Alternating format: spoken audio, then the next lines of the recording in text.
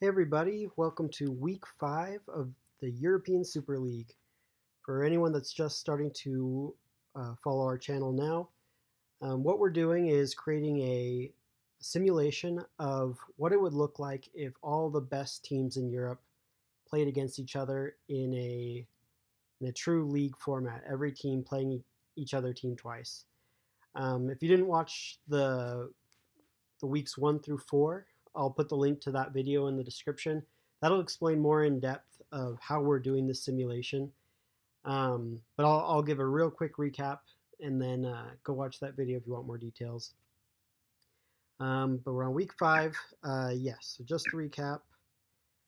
So the way we're doing this is top 20 teams based on the UEFA coefficients from 1920 season are included in Super League A. There's also Super League B, and I'll talk about that in a second. The top 5 of this 20 at the end of the season will get a bonus prize money award as an incentive to come in the top 5. Bottom 5 will be relegated to Super League B. There will be a European Super League B, so there will still be relegation, and that will be the incentive to not be in the bottom 5. The big way we're making this work is we are weighting your score for each match by the ability of your opponent. So in a normal league, usually it's 3 points for a win, 1 point for a draw, 0 points for a loss. We're going to weight those scores based on how tough your opponent is. If you're facing a really tough opponent, top team in Europe, you're going to get pretty close to 3 points. If you're facing a weaker opponent, your score and you get a win or a draw, your points are going to be reduced by a certain percentage. Now, the way we calculate how many points you're actually going to get is using the SBI ratings from 538.com. So if you haven't seen 538.com, I encourage you to go check it out. It's a great site. They do a lot of data analysis to come up with a list of soccer team rankings. So you can see Bayern Munich's on top, Man City, PSG. And right here, you've got this SPI column. So that's kind of what we use if you beat any given team. Let's say some team plays Dortmund and they win. Instead of getting a straight 3 points, we'll multiply that 3 points by 0.85. And they'll end up with somewhere between 2 and 3 points. Whereas if you go even further down the list and say you play Union Berlin, you'll multiply 3 by 0.64. So you see that the weaker your opponent, the less points you're going to get from a win. Stronger opponent, more points. That's the recap on how we're doing this simulation. If you want to understand more, I go a little more in depth in our first video. I'll again link in the description. Right now I'm going to jump over to how week 5 played out. And again, what we're looking at is how well these teams perform in their domestic league, taking the result of the latest domestic match, doing the multiplier, and then comparing all the teams. It's just kind of a way to compare apples to apples. It's not perfect, but it gives us kind of a cool idea of if these teams were really in a 20-team European Super League with relegation and promotion, where would they stand? So I talked also in my last video about, we talked about there's going to be relegation to Super League B. I didn't have all the teams set up for Super League B. I do have those now. So today in the video, I'll also go through Super League B. And just as a caveat, I talked about how Super League A I set up using the UEFA coefficients. That seemed pretty fair since most of the big teams are in the Champions League. Those UEFA coefficients are based on performance in the Champions League. It started to feel a little less fair when you get down into the next group of 20 teams. And a lot of that it has to do with there's only a certain amount of slots available to go to the Champions League. For example, in England, only the top, in most leagues, the top 4 go. In most of the stronger leagues, England, Spain, Italy, Germany, um, which immediately means all of the other teams in these other leagues that don't have as much chance to go to the Champions League, they may be better than a lot of teams from, say, Portugal or Russia, um, France, but because they haven't participated in the Champions League as often, their UEFA coefficient was lower. So I thought it would be more fair to go based off the 538 SPI. That's more of a how is this team doing at the moment, instead of looking just at Champions League performance. Because my goal of doing this experiment is to really have teams succeed based on their merit. If just because Everton rarely goes to the Champions League, but if they really are better than Eintracht Frankfurt or Salzburg or Hoffenheim, I want them playing in Super League B, because they deserve to be there. Okay, so that all being said, let's go back to Super League A. We'll come back to Super League B. Let's just walk through match week 5 and see what happened. So PSG tops the table. Always keep in mind, it's kind of weird with number of games played because we're not in the same leagues. We're comparing different leagues. And while we multiply to kind of even out the scores, we use the SPI and the multiplier, like I talked about, to make it even for scoring. They're not always going to be in the same number of games played. France, you can see Lyon and PSG, they've already played 7 games. But, the Premier League, they've only played 5 games. Everyone's played at least 4. But, of course, you can't really compare just straight points of who's played 4 and who's played 7. They have, games in hand. And so keep that in mind as we're saying, okay, PSG tops the table. You kind of want to look at points per game. So PSG, they have 8.43 points in this Super League. They beat Nimes. I don't know if I'm going to pronounce all of these French names correctly, but so they got 1.67 because they beat a team with a 55 SPI. Pretty low for a lot of the teams in the Super League.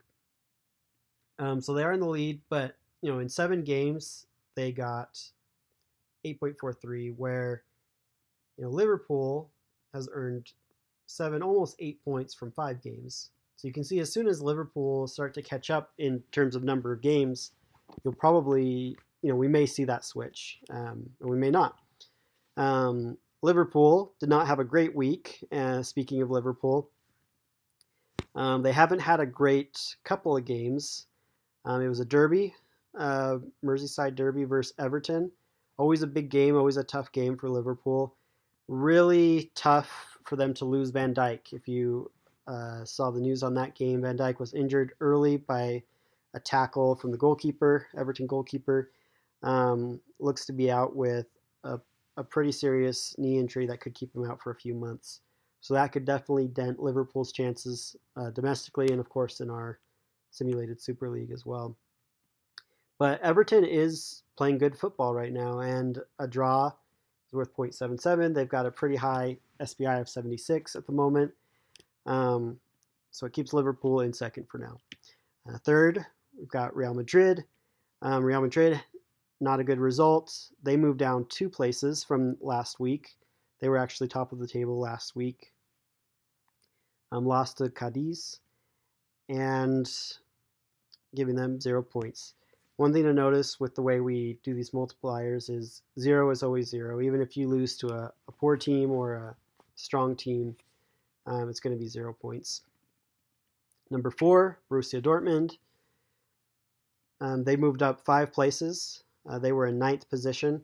Of course, especially early on, these positions are going to shift a lot as people start to pull, teams start to pull away from each other.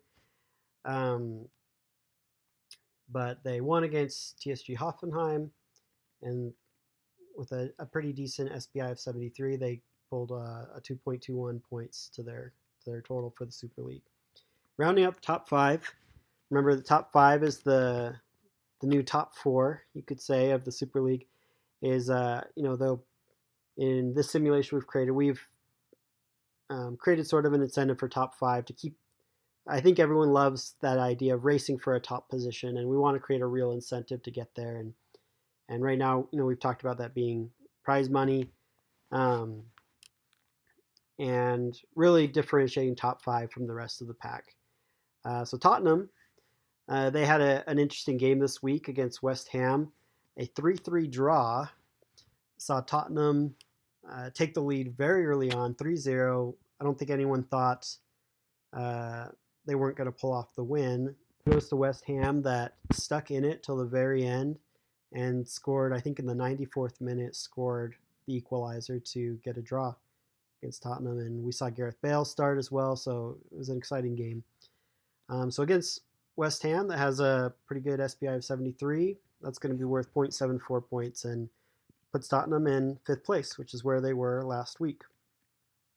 All right, going back down the middle of the pack, Arsenal lost to Man City, fell down 2 places. It was a close game, 1-0, but Manchester City and Raheem Sterling with his goal pulled it off. Napoli moved up 8 places after winning against Atalanta. Atalanta has almost 80 as their SPI, so a win is pretty valuable, 2.39 points to their total. And that puts Napoli in 7th place. Bayern Munich beat Arminia Bielefeld. Not a great team, almost 60 SPI, but that'll give them 1.78 points in the Super League. Atletico Madrid, also a win against Celta Vigo. 70 SPI gives them a 2.1 in the Super League, and they moved up 4 places from last match week. Lyon did get a win against Strasbourg. 57.67 SPI gives them a 1.73. So, and remember that Lyon, again, France is kind of ahead of everyone else. 7 games played so far, so take their place in the table with a grain of salt. Juventus, with their draw, still moved them up 8 places, and I think some other teams moved down quite a bit to make way for them. Their draw against Crotone, 0.5 points, not much. And again, you can start to see how some of these really good teams like Juventus, a win or a draw against a team like Crotone with only a 51 SPI, they're really losing points, when they could be playing someone like Manchester City with a 92 SPI where, your points against Manchester City is going to be a lot higher. So it just goes to show, kind of comparing some of the leagues where, maybe the Premier League has, more teams with a high SPI that that they get to be playing each other week in and week out, whereas France, maybe Italy, maybe Germany, they have really strong teams in Bayern Munich, Juventus, PSG, but they do play a lot of weaker teams with lower SPIs. All right, Manchester City beat Arsenal, moved up 4 places. Arsenal, of course, is a great team to get a win against because they've got almost an 80 SPI, so that's going to be a valuable win with 2.36. So Manchester City working their way back up the table. And right before the relegation zone, Barcelona is teetering on the edge. Of course, it's really early. I don't expect Barcelona will get relegated. But they did lose to Getafe. And it sent them down 9 places. Of course, a loss is a loss. That's 0. And it's going to keep them right on the edge for now. So now we go into the relegation zone where if the season were to end today, these are the 5 teams that would get relegated to Super League B. Roma, Sevilla, Ajax, Manchester United, and FC Porto. Let's go through their games real quick. Roma actually had a good game this week. They beat Benevento, I think it was 5-2. Of course, Benevento doesn't have a really high SPI, so it, instead of the full 3 points, it's reduced almost by half to 1.64. So not quite enough to move them out of the relegation zone yet. They've only played 4 games, so there's some catch up there, but they've stayed where they are for now. Sevilla dropped 10 positions. They lost to Granada, 0 points. Ajax, they got their win against Erenveen. Now, this is another interesting point. Erenveen, a 40 SPI, so a pretty poor team. So a win. I mean, you're almost getting to the point where a win is only worth maybe a draw that it might be playing one of the really top teams, because we're almost down to 1 point for a win. And again, just back to our point that winning against opponents that have low SPIs is not going to earn you the same amount of points. Manchester United, they were able to pull off a win against Newcastle with a flurry of late goals. Newcastle has 65, so that gives them almost 2 points, 1.96, enough to move them off the very bottom of the table, but still hanging out in the relegation zone. And we'll see. They're probably one of the biggest names here to possibly be relegated. They haven't had a great season so far. We'll see. Still a lot of season to go. We'll see how it goes. Last, we've got Porto, a draw with Sporting. It's going to give them 0.62 points, moving them down to last in the Super League. So that's Super League A. It was definitely a fun European, or I should say it was a very fun match week. A lot of goals, a lot of drama, and interesting to see how the Super League shakes out. So let's go, we've talked about that these 5 might be relegated, and where to, they'd be relegated to Super League B. So I've set up Super League B. I talked about how this is mostly based on SPI, and a few teams are missing that you might expect to see, like Olympiacos from Greece. Some of the data in the data set that I used to calculate these numbers, didn't have all the right data for the Greek league. So there was a couple teams that I left out. The others being teams from the Ukraine, that the data set also doesn't have data on teams in the Ukraine. But okay, so let's go through these quickly. Zenit St. Petersburg. Now, of course, same thing that we saw in the other table. The Russian league has played a lot more games. They're further on in their season. Zenit's played 11 games, so of course they're going to be in the lead right now. But again, look at points per league. So in 11 games, they've amassed about 11 points, 12 points. Whereas, second place in 5 games, Everton's accrued 9 points. So if you kind of look at that trajectory, that ratio, Everton's on a better trajectory than Zenit.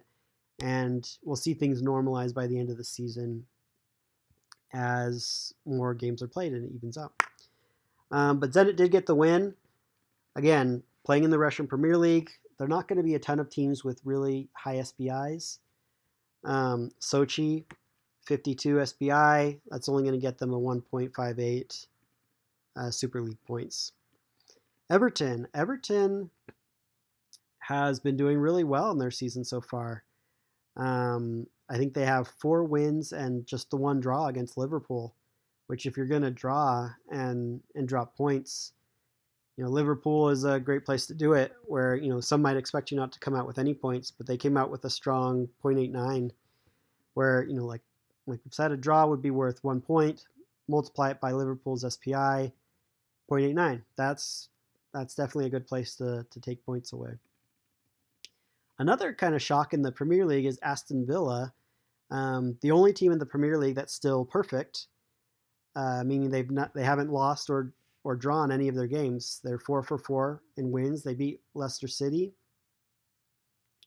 Leicester City is a great one to win. They've got almost an 80 SPI, so that's going to be 2.39 points, putting them in the promotion zone to go up to Super League A if things were to stay this way till the end of the season. And we'll see if Aston Villa, Everton can keep this up and really show where they belong in Europe and not just play second fiddle to the big six of England. Real Sociedad in fourth place in Super League B. They got the win against Real Betis. Good team to beat, 2.19. And notice I don't have change here because I didn't track Super League B last week. So next week you'll see change in position. Rounding out the top 5 for promotion would be Getafe. Getafe, big win against Barcelona, big upset, 90 SPI. So they're taking away almost all of those 3 points, 2.71. That's going to be a big boost that not a lot of other teams in Super League B are going to come away beating Barcelona or any other team with close to 90 SPI. So that's definitely going to be something they'll value during the season is that win. AC Milan. This was a great game. Derby between the two teams in Milan. Ibrahimovic scoring 2 goals, showing that age is just a number. A win against a good team, 84 SPI, gives them 2.52, moves them just outside the promotion zone. And it'll be exciting to keep watching them in Super League B. Villarreal, they got the win against Valencia. That'll give them 1.96. Leicester City lost, of course, to Aston Villa. They'll stay there in 8th place. RB Leipzig, they won against FC Augsburg. That'll give them 1.93. Real Betis lost to Real Sociedad, and they'll stay in 10th place. West Ham we talked about earlier. Exciting 3-3 draw against Tottenham. Big kudos, big props to West Ham for sticking in it. I've just got to imagine that's so hard to keep your concentration when you're 3 down for so long in the game, and then towards the end of the game to just start grinding out goals and making it happen. So they got a very well-deserved 0.81 for that draw. Keeps them happily in the middle of the table of Super League B. Atalanta, who we loved seeing previously in the Champions League, they lost to Napoli, so they'll stay in 12th. Eintracht Frankfurt, a draw with FC Cologne, gives them 0.63 points. FC Salzburg, a win against Hartberg. Again, 3.37 SPI is one of the lowest we've seen in either of these leagues. So a win starts to feel like not much of a win when you only get 1.2 points out of it. You've got to win when it's bigger teams. Sitting right on the edge of the relegation zone, we've got Hoffenheim with a loss to Borussia Dortmund. Keeps them near the bottom. Okay, relegation zone. So just like in League A, you'd be relegated to League B. If you were in the bottom 5 of League B, you would be relegated to League C. I haven't created a League C. I'm not sure if I will track a League C. I don't want to go too far down the rabbit hole of what would happen with these leagues, but I do think it's fun and interesting to see which teams in Europe would really hold their own, and so I might do a League C at some point. But Southampton of England, their draw with Chelsea, hopefully they'll make it out of the relegation zone. Inter, we talked about them. They lost AC Milan, puts them in 17th place. Bayer Leverkusen, with a win against Mainz, gives them 1.77 points, the total of 3.97 in the Super League, still in 18th place. Wolverhampton Wolves, with a win against Fulham. Again, Fulham just under 60 SPI, not going to be a lot of points for that win. They're going to stay in 19th in the relegation zone. And last in Super League B, Borussia Mönchengladbach, with a draw against FVL Wolfsburg, giving them 0.72 points. Not enough to take them out of last place. But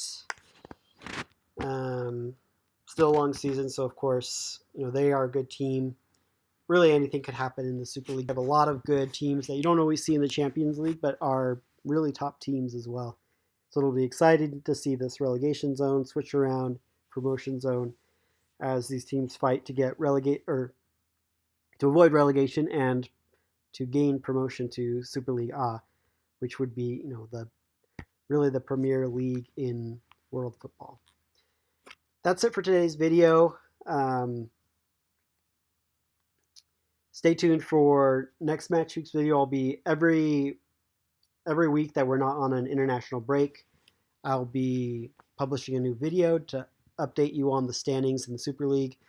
I'll post the link to this spreadsheet in the description if you want to look at the data more closely and calculate some statistics of your own. And thanks for watching, and we will see you next week.